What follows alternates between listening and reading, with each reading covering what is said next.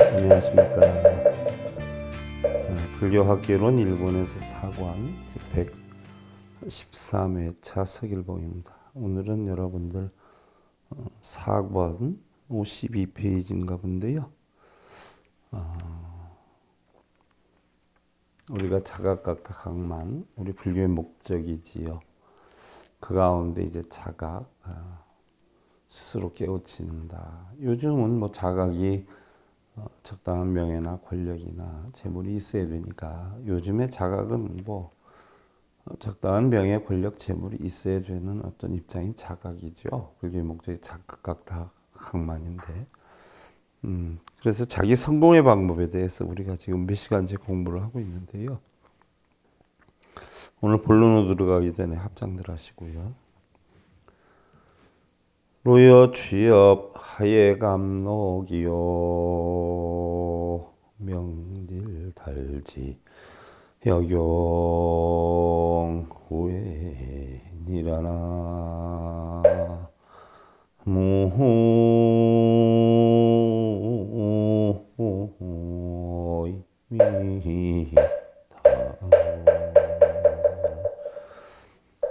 늙으면 마치 가을의 나뭇잎 같아서 어찌 누추한 처지로 푸름을 넘보리.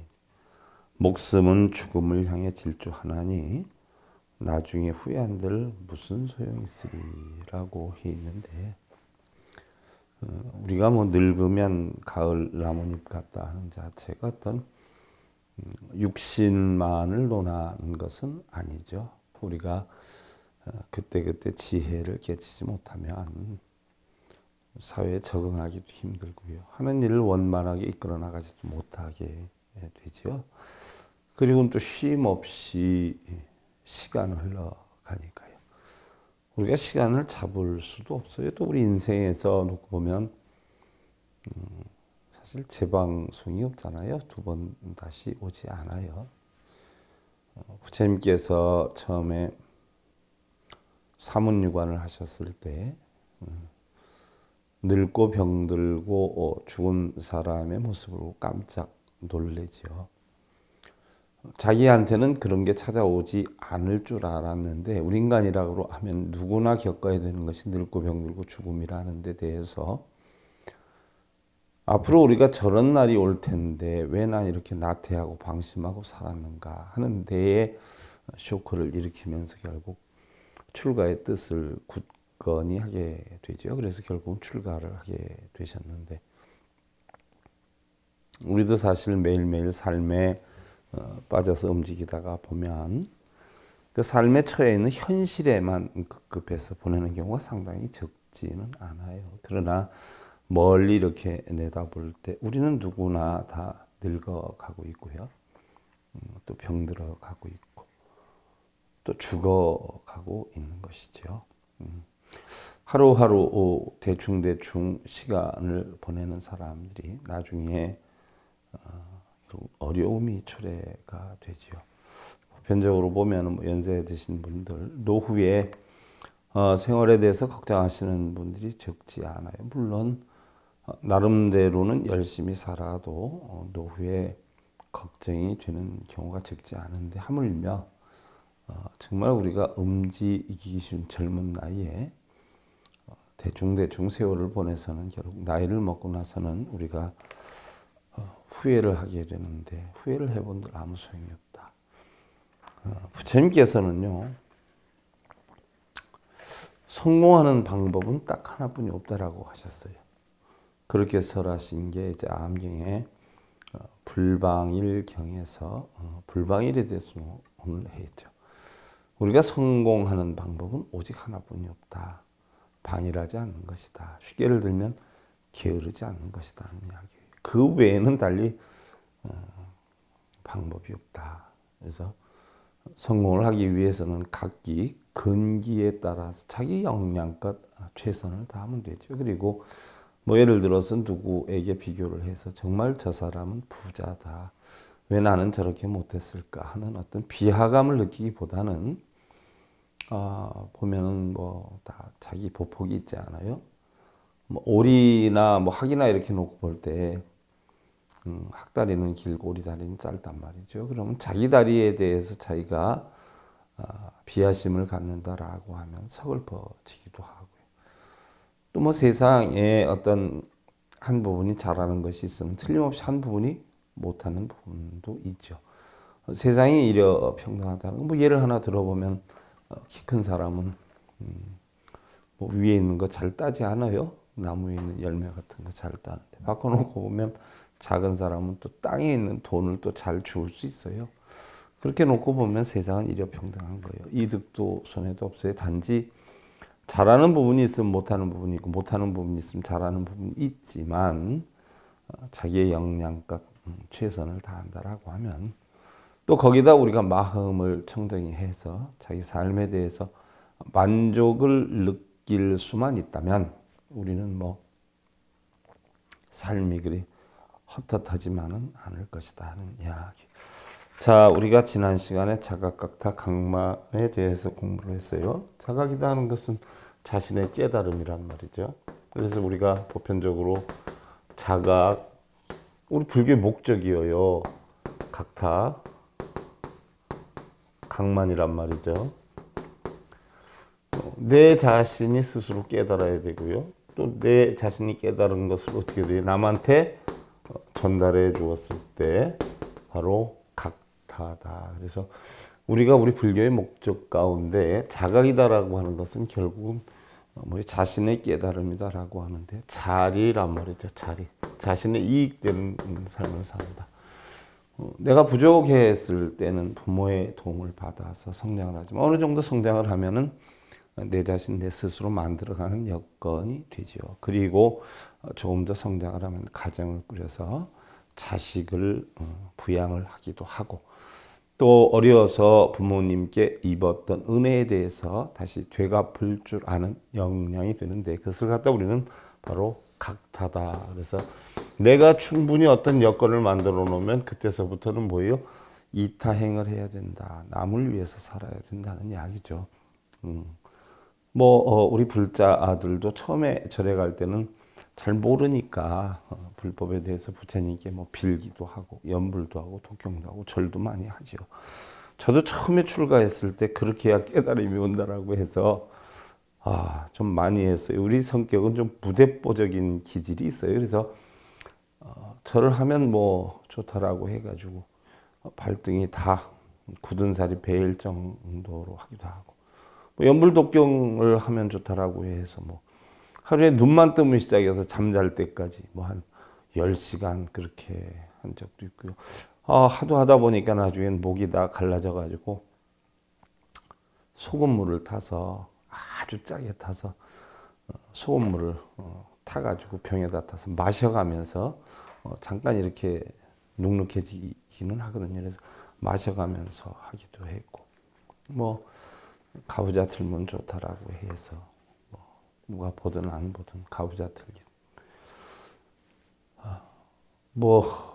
기도를 하면 좋다라고 해서 대한민국의 큰 산이랑 큰 산은 제가 텐트 싸들머지고 다니면서 30년을 그렇게 했지요.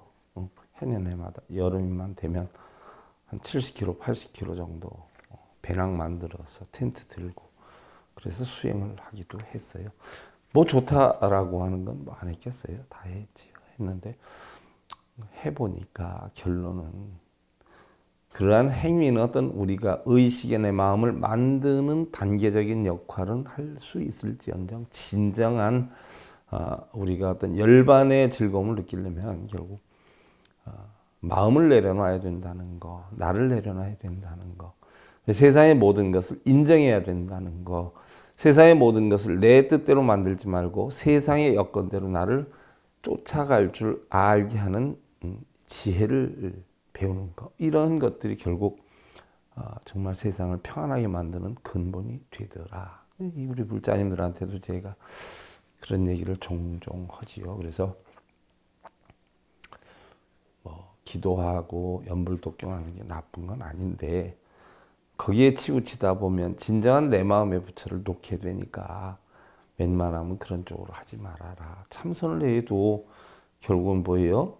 얻으려고 하는 집착심에 빠져서 거기서 탐욕심을 일구는 참선 깨달아야 되겠다. 또 무상무념으로 되면 마치 깨달음을 얻는 것처럼 생각을 다 없애고 몸을 좌정시키면 되는 것처럼 하지만 그 자체에도 몸을 좌정시키고 마음을 무상무념으로 만들려고 하는 그 집착심으로 만드는 것이지 그 순간 지나면 마음도 다시 또 산란해지고 몸도 어떻게 또 움직이게 된단 말이죠. 그러니까 하나의 순간에 우리가 희열이나 어떤 즐거움, 편안함을 느낄 수 있어도 그게 열반의 근원이 되는 것은 아니다. 부처님 6년 고행에서도 하신 말씀이잖아요. 결국 우리는 마음을 내려놓는 법, 세상의 깨달음 마음에서 얻어야지 몸을 혹사하거나 가부좌를 들어가지고 우리가 깨달음을 얻는 건 아니다. 근데 그걸 저는 뭐 실체를 겪다 보니까 우리 불자들한테는 웬만하면 그런 과정 없이 곧바로 자신의 마음을 볼 줄 아는 법을 배우라라고 그렇게 해도 그게 잘 안 되는가 봐요. 또 과정인 것도 같고. 근데 어떤 분들은 그 과정을 초월하면 좋은데 죽을 때까지 30년, 40년 절에를 다녀도 그 과정을 결국 초월시키지 못하고 죽을 때까지 염불하고 독경하고 빌면서 또 이렇게 떠나가시는 분들이 있는데 안타깝죠. 어떻게 됐든 자, 자각이다라고 하는 것은 뭐 자신의 이득되는 삶이 되는 것이고요. 각타다라고 하는 것은 자기가 어느 정도 여유가 있을 때 나눠줄 줄 아는 거고, 이 각만이라는 것은 주는 사람과 받는 사람이 공이 좋아야 되죠. 그래서 봐서 이것을 자리이타라고 하죠. 자리이타. 냉정히 보면은 뭐예요? 우리가 주는 게 받는 것이고 받는 게 주는 것 아니에요. 행복하다 보면 나태해져서 불행해지기도 하고, 불행하다 보면 또 열심히 내가 노력해서 살아야지 이를 악물고 하다 보면 또 성공을 해서 행복을 느끼기도 하고, 그러니까 결국은 행복과 불행이 둘이 아니란 말이에요. 행복을 느끼고 불행을 느끼는 게 결국 한 마음에서 느끼는 거예요. 한 마음에서. 그래서 생사가 없다라고 하는 거. 화엄경의 이치는 뭐예요? 마음이나 부처나 중생이 차별이 없다 그래서 신불급 중생 시사 무차별이라고 해서 그걸 가장 중요시 여기지 않아요. 그래서 마음이나 부처나 중생이 뭐 차별이 없는 거죠. 그래서 결국 우리 불교의 목적이 자각각만이지만 현대적인 차원으로 보면 내가 어느 정도 재물이나 명예나 권력을 갖추어야 우리 사람 대접을 받을 수가 있지요. 그래서 사람 대접을 받으려고 하면 어느 정도는 갖추어야 되는데, 갖추려고 하다 보면 사회에서 이들 뭐 이해타산적인 어떤 이해적인 여건으로 보면 성공이라고 하는 관점에 우리가 매달리게 되는 거예요. 성공이다라고 하는 가치 기준이 다 다르겠지만 그래도 일반적으로 볼 때 성공이라는 게 있고 또 자기 개념적으로 볼 때 성공이라는 게 또 다를 수 있지요. 뭐 일반적으로 본다라고 하면 우리는 뭐 명예, 권력, 재물을 적당하게 형성했을 때 우리는 성공했다 이렇게 보는데, 그러면 성공을 하기 위해서는 방법이 여러 가지가 있다라고 해 있어요. 그래서 우리가 지금 몇 시간째 하는 게 첫째로 성공하려면 자신의 능력을 개발시켜라 하는 이야기죠. 자신의 능력을. 우리는 뭐 1리터짜리 물에는 물병에는 1리터짜리 뿐이 못 담기고 100볼트짜리 전기세는 100볼트 전류뿐이 못 흘리는 것이 아니라 우리의 능력은 무한하잖아요. 우리의 능력은.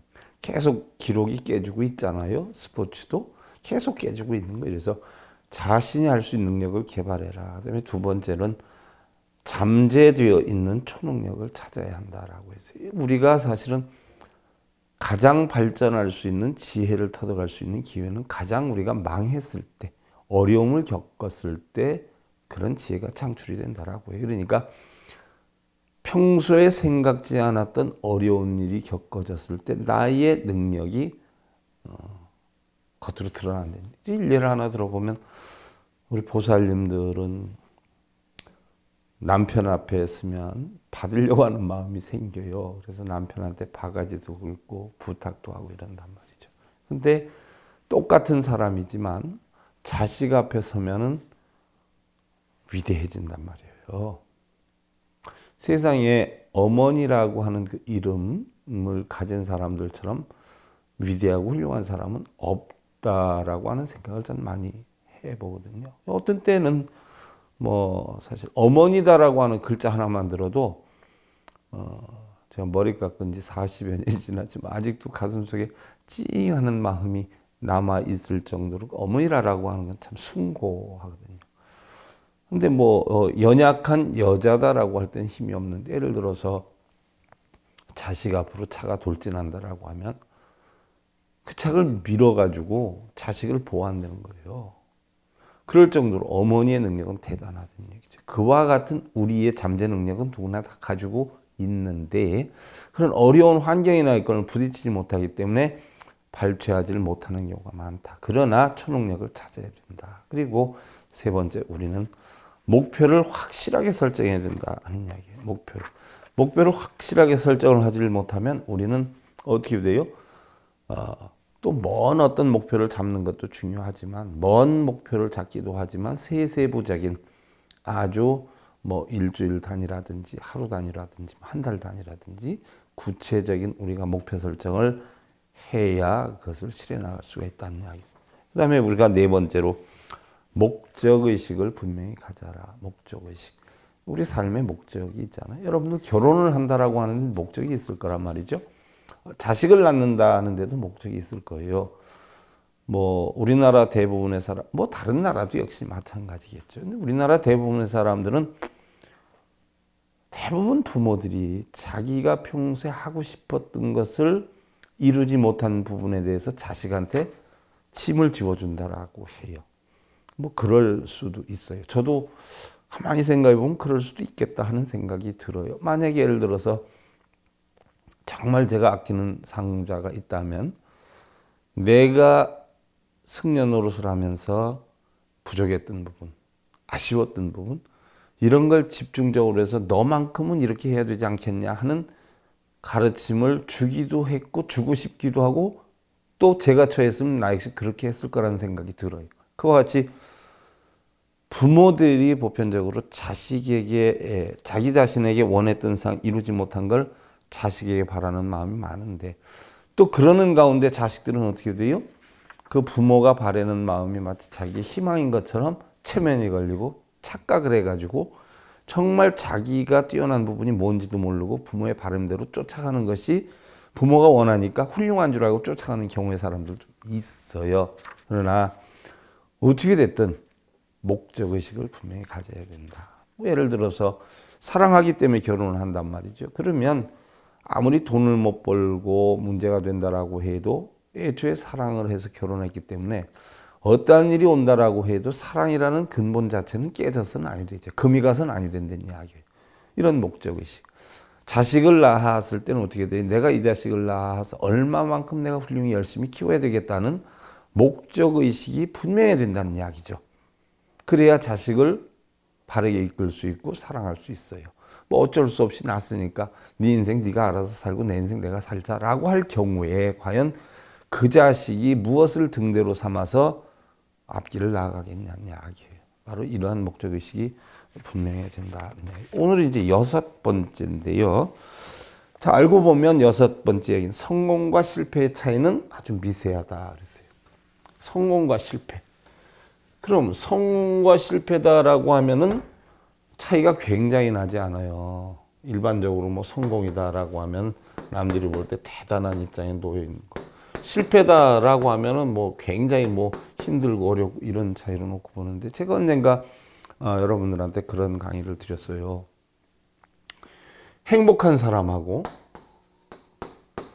불행한 사람하고의 차이가 어마어마하게 날 것 같지만, 사실은 저울이라고 하는데 행복과 불행을 달아보면 행복이 51%가 되고 불행이 49%가 되면 행복적으로 기울어질 거란 말이죠. 행복적으로 기울어질 거예요. 그럼 이 사람은 행복한 사람이 되는데, 그럼 행복한 사람은 행복이 51%고 불행이 49%예요. 그러면 49%의 불행은 있지만 행복적으로 추가 기울어지니까 이 사람은 행복한 사람이 되는 거고, 바꿔놓고 보면 불행한 사람이다라고 하면은요, 불행이 51%고 행복이 49%가 돼요. 그러면 행복이라고 하는 게 불행이라고 하는 것보다 적기 때문에 나는 불행한 사람이다라고 해서 추가 기울어지지만, 사실은 행복한 사람하고 불행한 사람하고 차이는 2%뿐이 차이가 나요. 2%. 행복 지수가 51%이면 이 사람은 행복을 느끼고, 불행 지수가 51%인 사람은 이 사람은 행복보다 불행을 느낀다는 거예요. 이러면 행복과 불행의 차이는 2%에 지나지 않는다. 이렇게 놓고 볼 때 우리가 성공과 실패의 차이도 아주 미세하다 그래요. 뭐 유럽에서나 역대 선지식이나 또 아니면 성공한 사람들의 얘기를 들어보면 정말 성공과 실패의 차이는 백지장 한 장 차이도 안 난다라고요. 옛날 예를 들어서 헨리 포드 회사에서 사실 헨리 포드라고 하는 사람이 세계적으로 근로기준법이니 노동법이니 하루에 8시간 근무하는 제도를 사실 거의 최초로 만들어 놓지 않았어요? 뭐 예를 하나 들어보면 헨리 포드라는 사람이 한 번은 저녁 늦게까지 자기는 식사하고 재미있게 놀고 있다가 밖에 공장을 보니까 일하는 소리가 들려가지고 시찰 나간다고 이렇게 보니까 굉장히 초췌한 사람이 밤 늦은 시간까지 저녁도 못 먹고 일을 하더란 이야기죠. 거기에서 포드가 굉장히 죄송함을 느꼈다는 거예요. 그래서 그 사람한테 물어봤다는 거예요. 몇 시까지 근무를 하느냐, 한 달에 봉급은 얼마 받느냐 물어보니까 자기는 그 사람에 비해서 너무 편한 생활을 했고 그 사람은 결국 회사에서 일을 하는데 혹사를 하다시피 한 걸 보고 쇼크를 받죠. 내가 이래서는 아니 되겠다.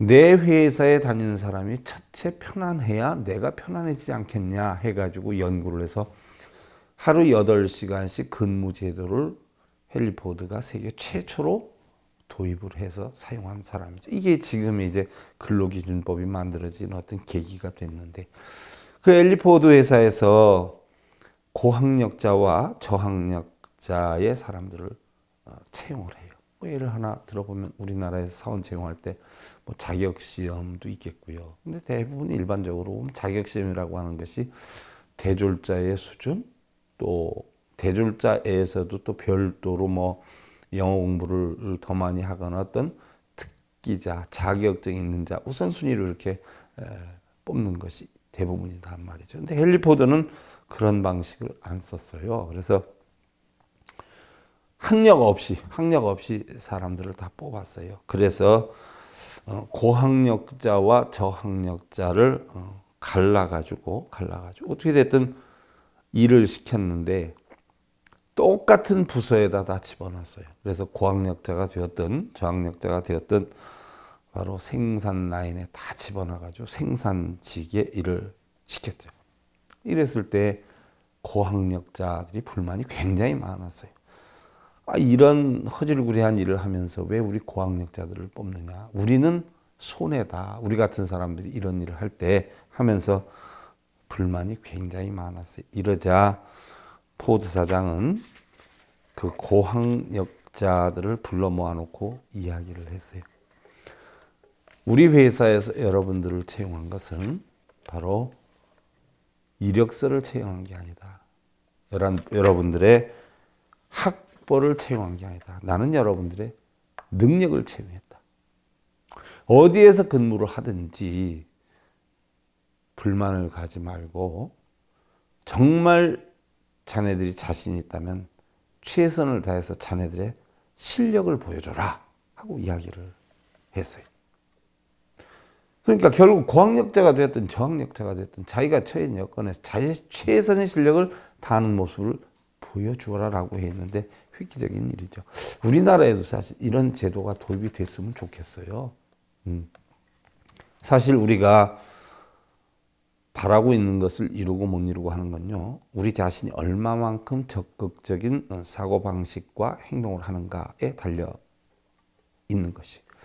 그리고 만일에 여러분들이 기업체를 운영하게 된다면 만약에 상사가 없으면 게으르거나 핸드폰을 갖고 노는 사람 또 틈만 나면 화장실 가서 머리 만지고 그 화장 다시 고치는 사람 또 즐겁게 일하는 사람 또 어떤 사람은 직장이 여기뿐이 없어 라는 생각을 갖고 여기 아니면 다른 데 가면 되지 하는 사람과 나는 여기서 무슨 일이 있어도 최선을 다해서 노력해야 돼 하는 사람 중에서 과연 누구를 승진을 시키겠냐는 이야기.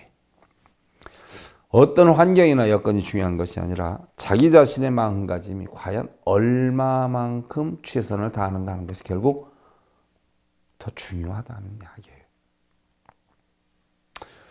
어떤 회사에서 간담회가 열렸죠. 금년에 여러분들 고생들 많이 했는데 내년에는 새로이 우리가 더 좋은 방법을 연구해서 회사의 발전 성향이 있는 부분을 거침없이 우리가 얘기를 해서 토론하자라고 했더니 부서에 있는 사람들이 하나같이 다른 부서에서 도와주지 않는다. 재정정책의 협조가 미약하다. 지원이 적다. 프로그램이 미약하다. 뭐 이런 어떤 불만을 다 얘기를 하더란 얘기. 그래서 결론을 놓고 보니까 한 사람도 자기 자신의 능력이 부족해서 노력하겠다는 사람은 없고 전부 남의 핑계만 대더라는 이야기예요. 여러분들 가만히 살펴보세요. 여러분들 해와 달이 여러분들 알아주지 않아요? 흘러가는 구름이 알아주지 않아요. 근데 여러분들 대부분 불만 갖는 사람들은 자기를 이해해 주지 못하고 자기를 알아주지 않는다라고 해서 불만을 갖는 사람들이 많아요. 또한 다른 사람들이 자기에게 친절하게 대하지 않는다라고 해서 속상해하는 사람들이 많아요. 바꿔놓고 생각을 해보자. 그럼 여러분들은 다른 사람들한테 과연 모든 사람에게 다 친절했는가 생각을 해보세요. 모든 사람들을 다 알아주었는가? 모든 사람들을 다 이해해 주었는가? 이걸 한번 생각해 보세요. 우리는 어느 누구도 가슴에 손을 얹고 자기를 알아주지 않는다, 이해해 주지 않는다 라는 생각으로 불만을 가질 자격이 과연 있는가를 한번 생각해 볼 필요성이 있다는 이야기죠. 가정생활에서도 마찬가지예요. 너는 남편이니까 나한테 이렇게 해줘야 되지 않아?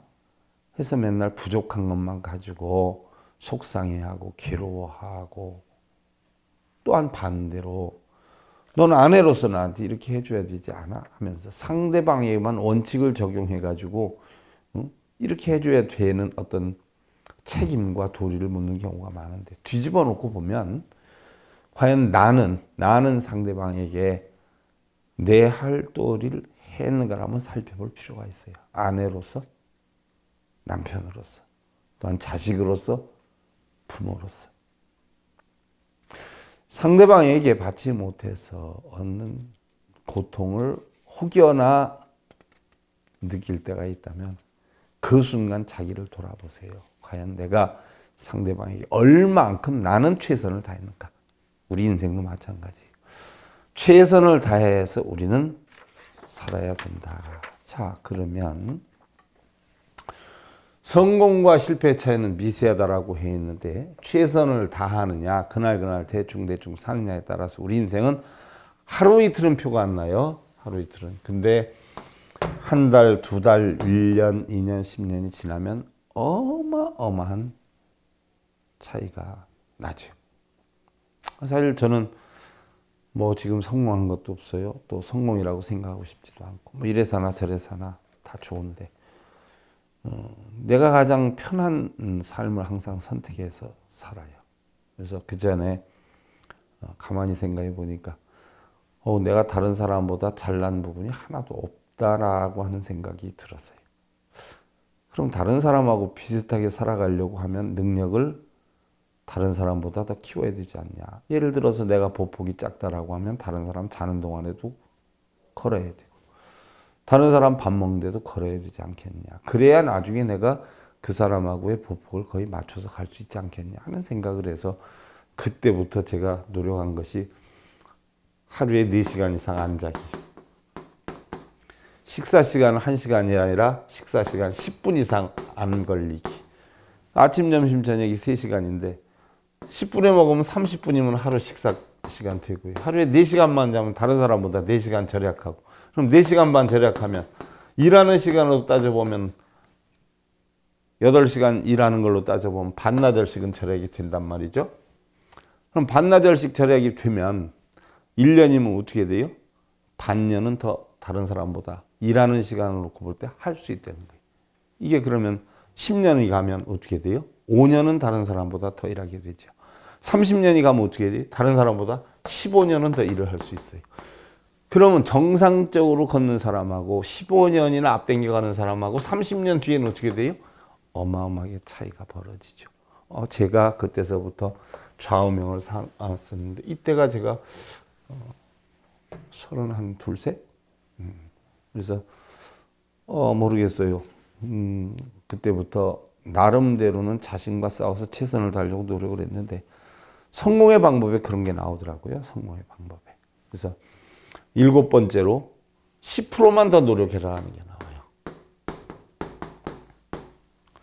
10%만 더 노력해라 그러는데 예를 하나 들어보면 야구 선수가 타율이 3할 오픈인 사람이 있고 2할 오픈인 사람이 있어요. 그러면 여러분들 우리나라가 됐든 외국이 됐든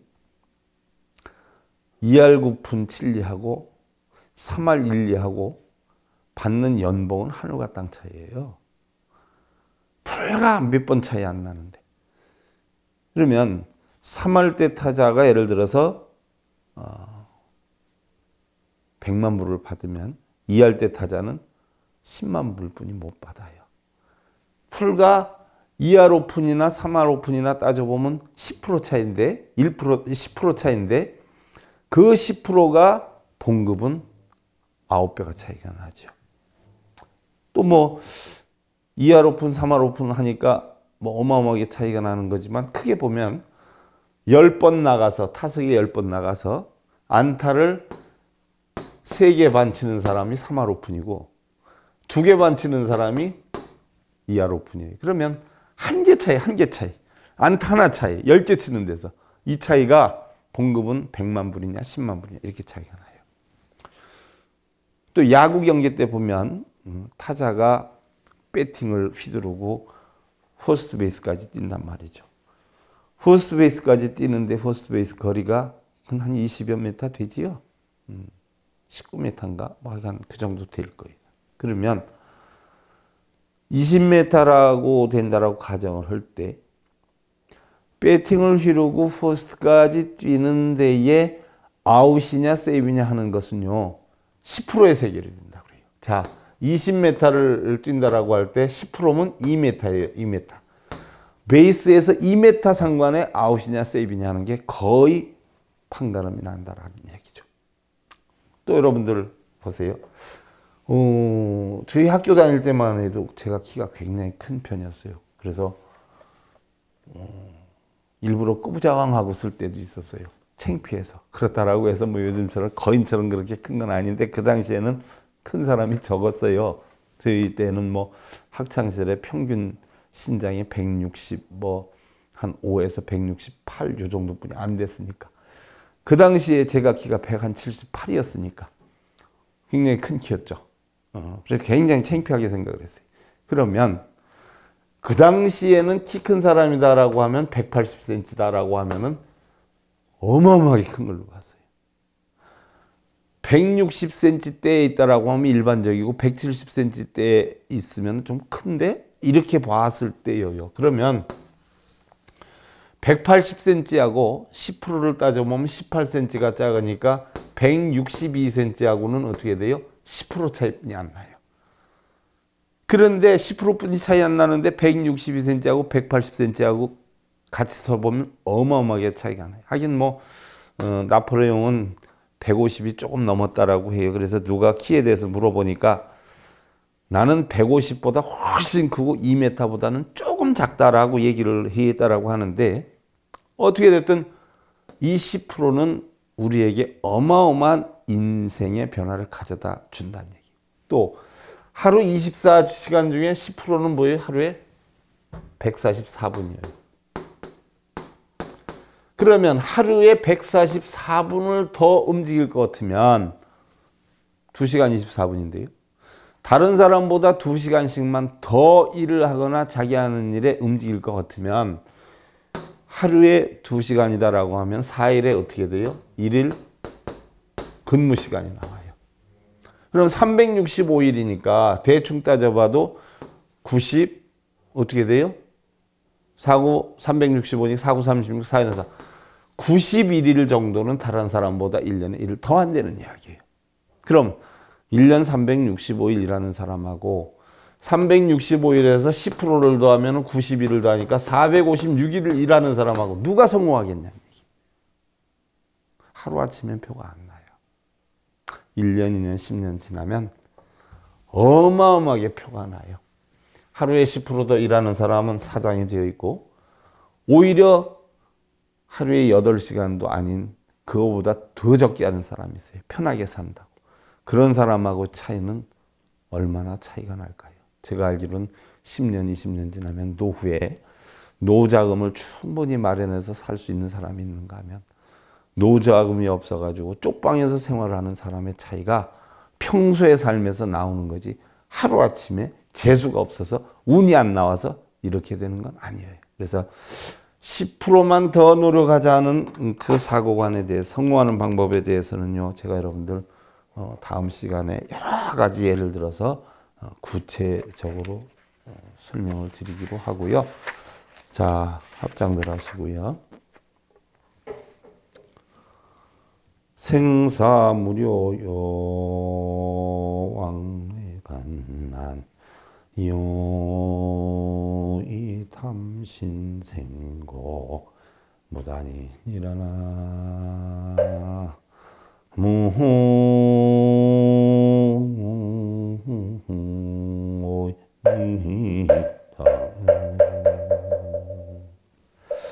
아무 이유 없이 나고 죽으면 오고 가는 것이 어려운 뿐일세. 마음으로 이 몸을 의지해 탐을 하면 살아가는 괴로움 끝이 없으리. 마음으로 자꾸 자기 삶에 대해서 현실에 대해서 만족하지 못하고 또 가정이 됐든 개인이 됐든 옆에 비유를 하면서 자기 자신을 비하하거나 불만족스러운 이러한 삶을 살다 보면 죽는 그 순간까지 우리는 괴로움이 끝나지 않을 것이다 하는 이야기예요. 자, 행복과 불행은 여러분들 스스로 만드는 것이오요. 행복한 삶 이루시길 기원드리면서요. 불교학개론 1권에서 5권 113회차 서길봉이었습니다. 감사드립니다.